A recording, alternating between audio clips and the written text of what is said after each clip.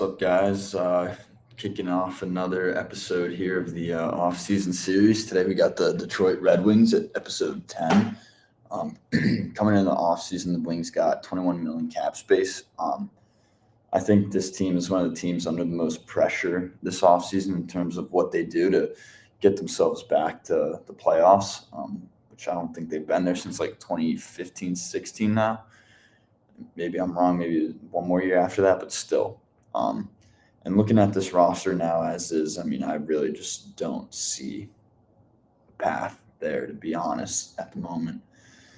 And even with, a lot of the moves that I'll be making in this episode, even then, I think it might be hard with the direction of this team. And the main issue that I've kind of identified is that their prospect pool is too young. So or it's not like they're too young to be a competitive team. Casper's 21, Edvinson's 22, Sandine Pellikka's like 20, Wallender's 22, Danielson's 20, Brandsegg Nygaard is 19. Like those guys are all too young. They're all going to be great NHL players. Shai Williams 22, Kosa's 22, Augustine. Where's Augustine at? If their goalie Augustine is coming up, he's probably going to be ready within 2 years. We'll sign him here, even though he's only going to really be in the minors. But yeah, I mean, their window isn't now. You have Larkin who's 28, DeBrincat who's 27.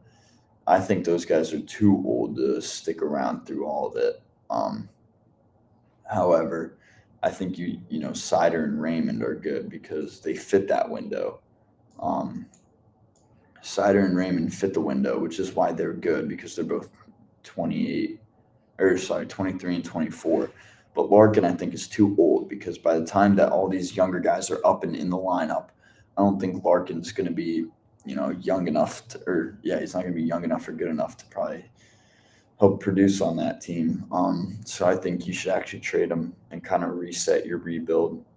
Just because there's been a lot of mistakes, managerial mistakes over the years, with the players who've been brought in, the contracts that have been signed, and that's ultimately been what's kind of kept them out of playoffs is bad contracts and just not bringing in the right players to, get yourself to a competitive spot.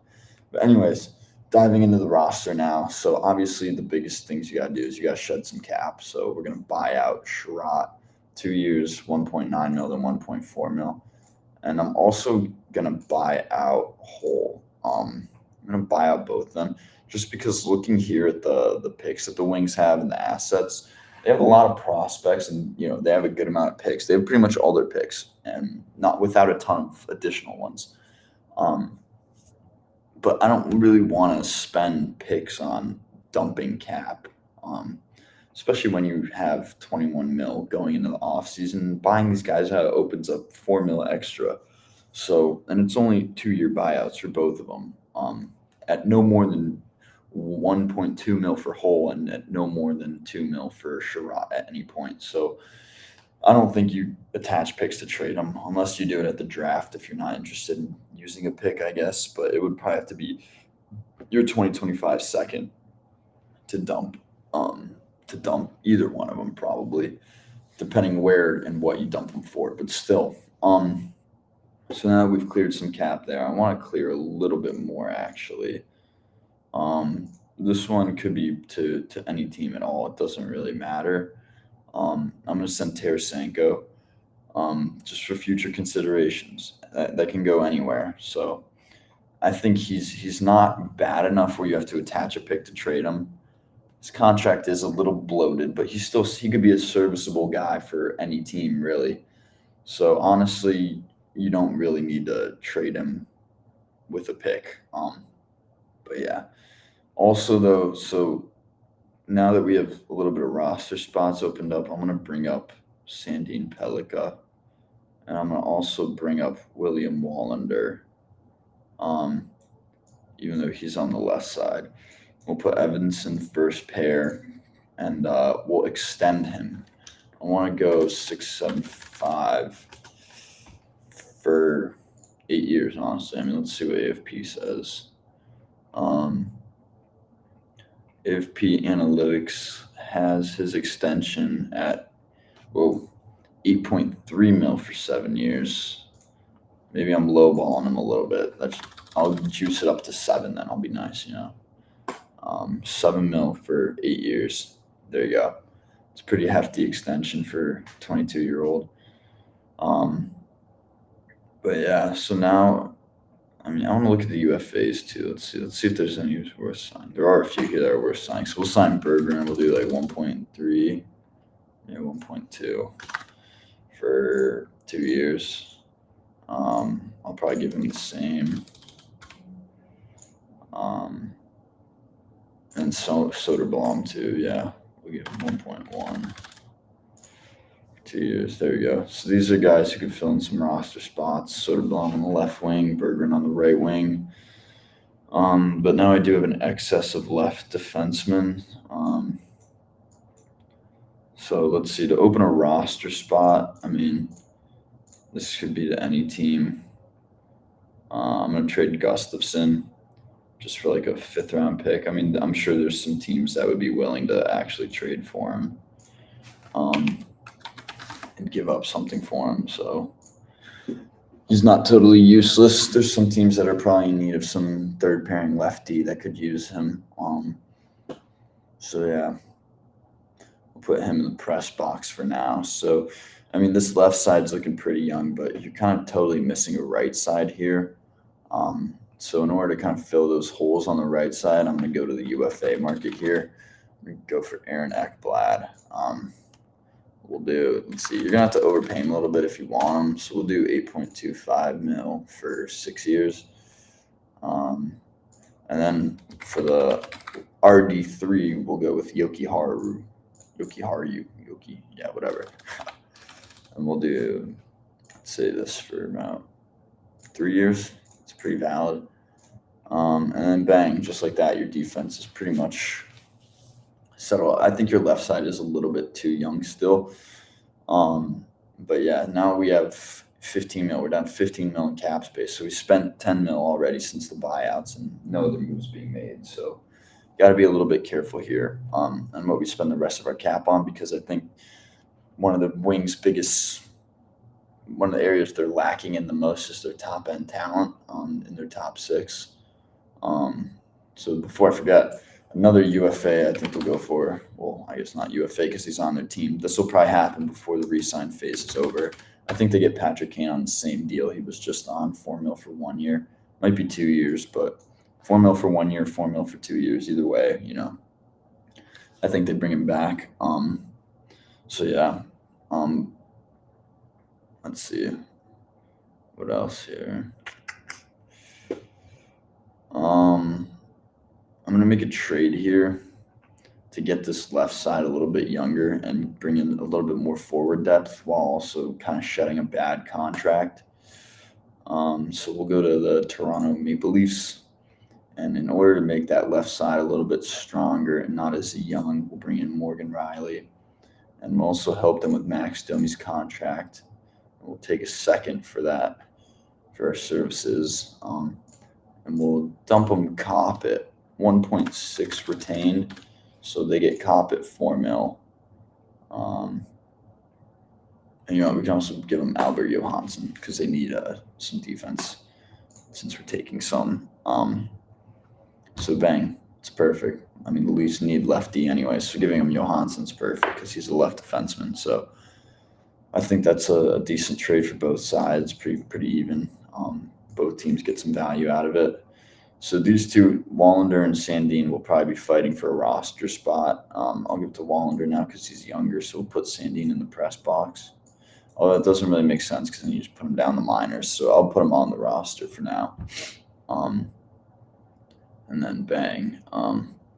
So let's see, we still have a hole here at our left wing too. I'm actually going to slide DeBrincat down to put him on a line with Kane. We have 5.4 million cap space only. So looking at my board here, there's no one really here that you would want to trade for, that you'd want to give a ton of assets to trade for. So I'm kind of looking more UFA. Got to be someone under 5 million cap space. I think Drouin is probably your guy here. In Colorado, I believe he was getting reps on the first line, so give him 4.25 mil for 3 years. He's proven he can play top six, can be a good utility guy.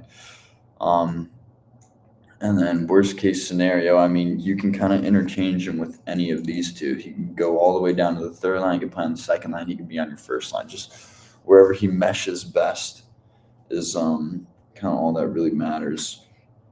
So now we have 1.2 million cap space. Yikes! I'm gonna move Watson down here to save some space. So now we're up to 1.9. We have 2 million cap space roughly.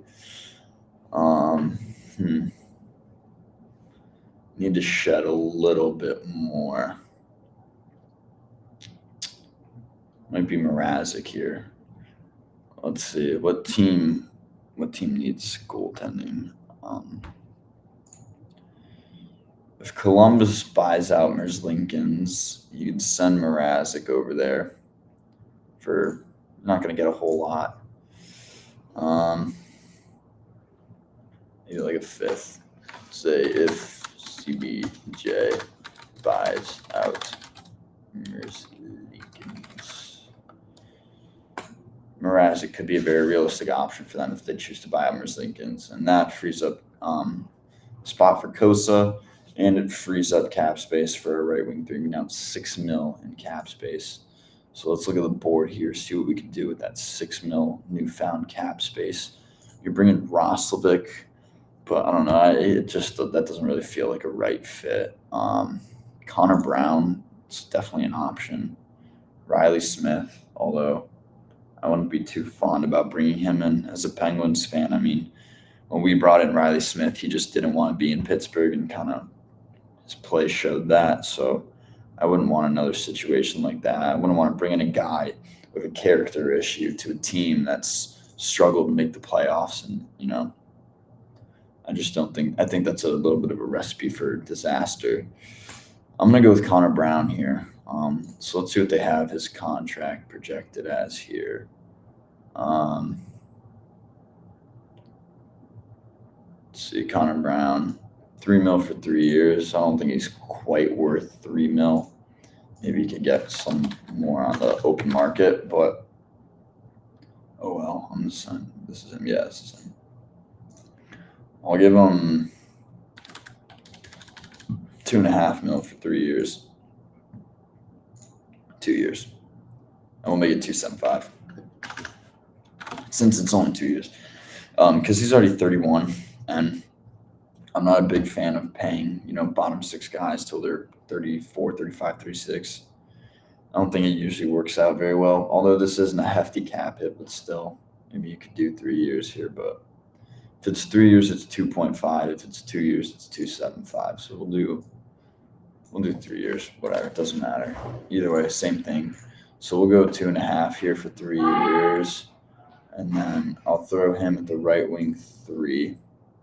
So you'll have Raymond, Kane, Brown, Berggren down the right side, then Drouin, DeBrincat, Domi, Soderblom down the left, with Larkin, Casper, Comfer, Rasmussen down the middle.